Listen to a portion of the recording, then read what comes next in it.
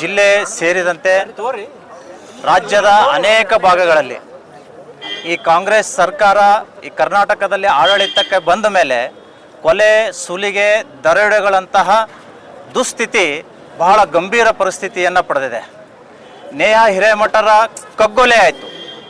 ಅದಾದ ನಂತರ ಕೊಡಗಿನಲ್ಲಿ ವಿದ್ಯಾರ್ಥಿನಿಯ ಶಿರಚ್ಛೇದ ಆಯಿತು. ಅದಾದ ನಂತರ ನೇಹಾ ಹಿರೇಮಠ್ ಕೊಲೆ ಮಾದರಿಯಲ್ಲೇ ಹುಬ್ಬಳ್ಳಿಯಲ್ಲಿ ಬಡ ಕುಟುಂಬದ ಅಂಜಲಿ ಅಂಬಿಗರ್ ಅನ್ನುವಂಥ ಅಮಾಯಕ ಯುವತಿಯನ್ನು ಮನೆಗೆ ನುಗ್ಗಿ ದುಷ್ಕರ್ಮಿಯೊಬ್ಬ ಕೊಲೆ ಮಾಡ್ತಾ ಇದ್ದಾನೆ.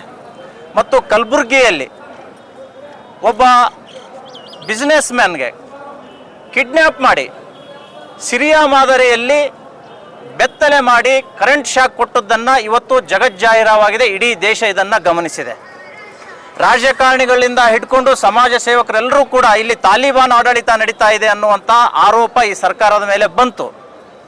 ನಿನ್ನೆಯ ದಿನ ಕಲಬುರಗಿಯ ಒಬ್ಬ ಶಹಜಾದಿ ಅವ್ರು ಹೇಳ್ತಾರೆ, ತಾಲಿಬಾನ್ ಸರ್ಕಾರ ನಡೀತಾ ಇರೋದಕ್ಕೆ ಸಾಕ್ಷಿ ಕೊಡಿ ಅಂತ ಕೇಳ್ತಾ ಇದ್ದಾರೆ.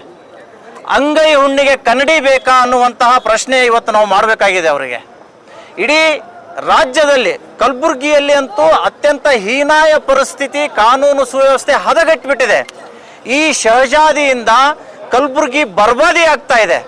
ಇಂತಹ ಶಹಜಾದಿಯಿಂದ ನಮಗೆ ಆಜಾದಿ ಬೇಕು ಅನ್ನುವ ಕಾರಣಕ್ಕಾಗಿ ಇಲ್ಲಿಯ ಅನೇಕ ಕೊಲೆಗಳಿಗೆ ನ್ಯಾಯ ಸಿಗಬೇಕು ಅನ್ನುವ ಒಂದೇ ಒಂದು ಉದ್ದೇಶದಿಂದ ಕಲಬುರಗಿಯಲ್ಲಿ ನಿರಂತರವಾಗಿ ಹಲವು ಪ್ರತಿಭಟನೆಗಳು ನಡೀತಾ ಬಂದಿದೆ. ಅದರ ಮುಂದುವರಿದ ಭಾಗವಾಗಿ ಕೂಲಿ ಸಮಾಜದ ನೇತೃತ್ವದಲ್ಲಿ ಇವತ್ತು ಒಂದು ದೊಡ್ಡ ಪ್ರತಿಭಟನೆಯನ್ನು ನಾವು ಮಾಡಿದ್ದೇವೆ. ಸರ್ಕಾರ ಕೂಡಲೇ ಎಚ್ಚೆತ್ತುಕೊಳ್ಬೇಕು.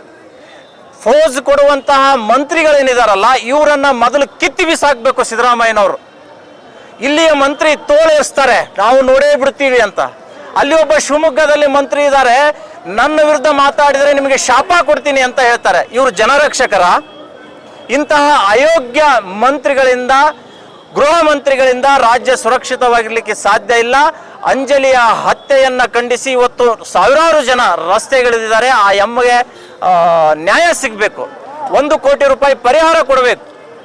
ಮತ್ತು ಯಾರು ಕಂಪ್ಲೇಂಟನ್ನು ತೆಗೆದುಕೊಳ್ಳಿಕ್ಕೆ ನಿರಾಕರಿಸಿದಾರೋ ಪೊಲೀಸ್ ಠಾಣೆಗಳಂದ್ರೆ ಏಜೆಂಟ್ಗಳಾಗಿದ್ದಾವೆ ಅಂತ ಹೈಕೋರ್ಟ್ ಇವತ್ತು ಛೀಮಾರಿ ಹಾಕಿದೆ.